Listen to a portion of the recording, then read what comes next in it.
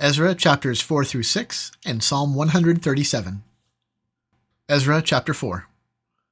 Now when the adversaries of Judah and Benjamin heard that the returned exiles were building a temple to the Lord, the God of Israel, they approached Zerubbabel and the heads of fathers' houses, and said to them, "Let us build with you, for we worship your God as you do, and we have been sacrificing to him ever since the days of Esarhaddon, king of Assyria, who brought us here."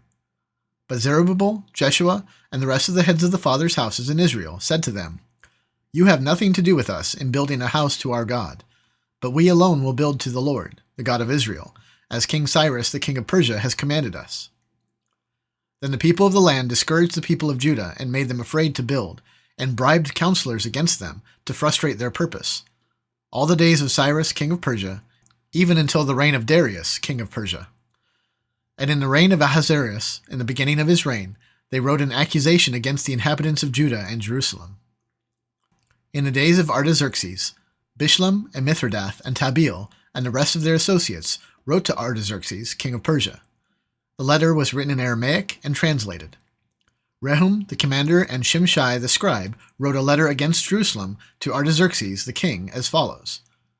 Rehum the commander, Shimshai the scribe, and the rest of their associates, the judges, the governors, the officials, the Persians, the men of Erech, the Babylonians, the men of Susa, that is, the Elamites, and the rest of the nations whom the great and noble Osnappar deported and settled in the cities of Samaria, and in the rest of the province beyond the river.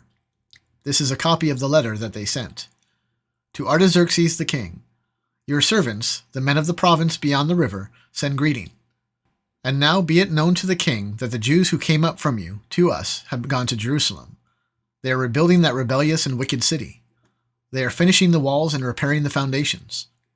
Now be it known to the king that if this city is rebuilt and the walls finished, they will not pay tribute, custom, or toll, and the royal revenue will be impaired.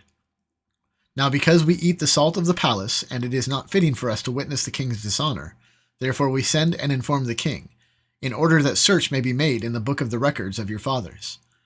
You will find in the book of the records and learn that this city is a rebellious city, hurtful to kings and provinces, and that sedition was stirred up in it from of old. That was why this city was laid waste. We make known to the king that if this city is rebuilt and its walls finished, you will then have no possession in the province beyond the river. The king sent an answer to Rehum the commander and Shimshai the scribe and the rest of their associates who live in Samaria and in the rest of the province beyond the river. Greeting. And now the letter that you sent to us has been plainly read before me. And I made a decree, and search has been made, and it has been found that this city from of old has risen against kings, and that rebellion and sedition have been made in it. And mighty kings have been over Jerusalem, who ruled over the whole province beyond the river, to whom tribute, custom, and toll were paid. Therefore make a decree that these men be made to cease, and that this city be not rebuilt, until a decree is made by me. And take care not to be slack in this matter. Why should damage grow to the hurt of the king? Then, when the copy of King Artaxerxes' letter was read before Rehum and Shimshai the scribe and their associates, they went in haste to the Jews at Jerusalem, and by force and power made them cease. Then the work on the house of God that is in Jerusalem stopped, and it ceased until the 2nd year of the reign of Darius, king of Persia. Chapter 5. Now the prophets Haggai and Zechariah the son of Iddo prophesied to the Jews who were in Judah and Jerusalem, in the name of the God of Israel who was over them.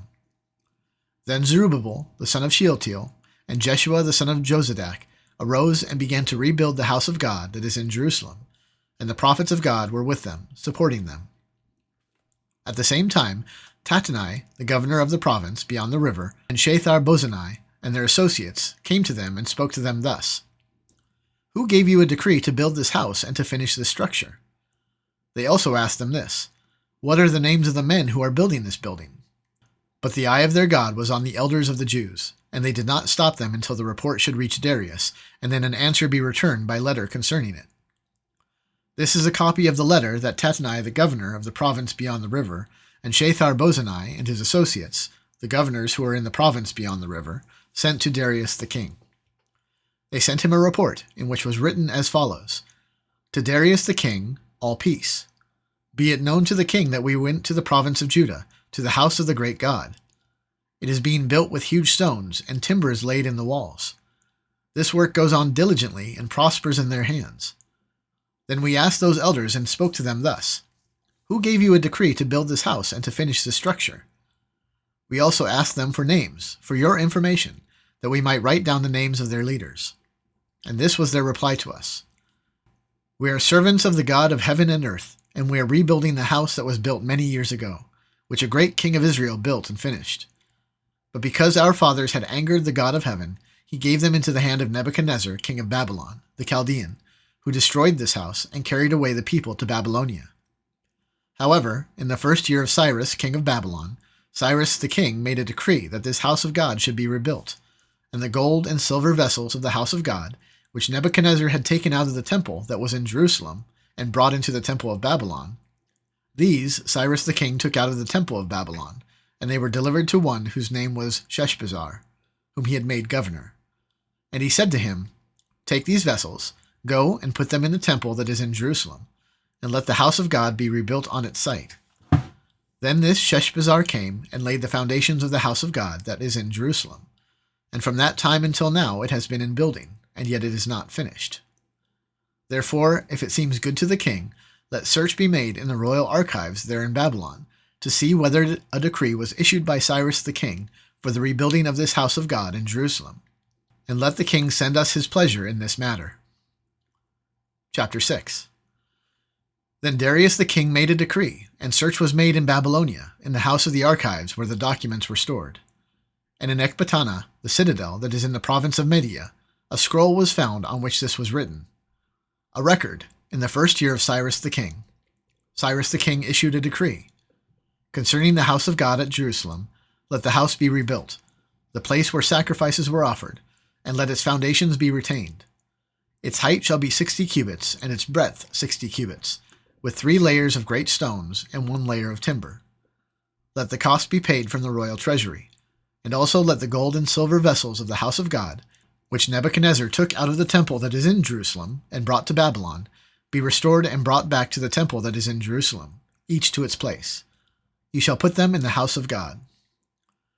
Now therefore, Tattenai, the governor of the province beyond the river, Shethar-Bozenai, and your associates, the governors who are in the province beyond the river, keep away. Let the work on this house of God alone. Let the governor of the Jews and the elders of the Jews rebuild this house of God on its site. Moreover, I make a decree regarding what you shall do for these elders of the Jews for the rebuilding of this house of God. The cost is to be paid to these men in full and without delay from the royal revenue, the tribute of the province from beyond the river. And whatever is needed, bulls, rams, or sheep for burnt offerings to the God of heaven, wheat, salt, wine, or oil, as the priests at Jerusalem require, let that be given to them day by day without fail, that they may offer pleasing sacrifices to the God of heaven and pray for the life of the king and his sons. Also I make a decree that if anyone alters this edict, a beam shall be pulled out of his house, and he shall be impaled on it, and his house shall be made a dunghill. May the God who has caused his name to dwell there overthrow any king or people who shall put out a hand to alter this, or to destroy this house of God that is in Jerusalem. I, Darius, make a decree. Let it be done with all diligence. Then according to the word sent by Darius the king, Tattenai, the governor of the province beyond the river, Shethar-Bozenai, and their associates did with all diligence what Darius the king had ordered. And the elders of the Jews built and prospered through the prophesying of Haggai the prophet and Zechariah the son of Iddo. They finished their building by decree of the God of Israel, and by decree of Cyrus and Darius and Artaxerxes, king of Persia. And this house was finished on the 3rd day of the month of Adar, in the 6th year of the reign of Darius the king. And the people of Israel, the priests and the Levites, and the rest of the returned exiles, celebrated the dedication of this house of God with joy. They offered at the dedication of this house of God 100 bulls, 200 rams, 400 lambs, and as a sin offering for all Israel, 12 male goats, according to the number of the tribes of Israel. And they set the priests in their divisions, and the Levites in their divisions, for the service of God at Jerusalem, as it was written in the book of Moses. On the 14th day of the 1st month, the returned exiles kept the Passover. For the priests and the Levites had purified themselves together. All of them were clean. So they slaughtered the Passover lamb for all the returned exiles, for their fellow priests, and for themselves. It was eaten by the people of Israel who had returned from exile, and also by everyone who had joined them and separated himself from the uncleanness of the peoples of the land to worship the Lord, the God of Israel. And they kept the feast of unleavened bread 7 days with joy, for the Lord had made them joyful and had turned the heart of the king of Assyria to them, so that he aided them in the work of the house of God, the God of Israel. Psalm 137. By the waters of Babylon, there we sat down and wept, when we remembered Zion. On the willows there we hung up our lyres, for there our captors required of us songs, and our tormentors mirth, saying, Sing us one of those songs of Zion. How shall we sing the Lord's song in a foreign land? If I forget you, O Jerusalem, let my right hand forget its skill. Let my tongue stick to the roof of my mouth, if I do not remember you, if I do not set Jerusalem above my highest joy. Remember, O Lord, against the Edomites, the day of Jerusalem, how they said, lay it bare, down to its foundations. O daughter of Babylon, doomed to be destroyed, blessed shall he be who repays you with what you have done to us. Blessed shall he be who takes your little ones and dashes them against the rock.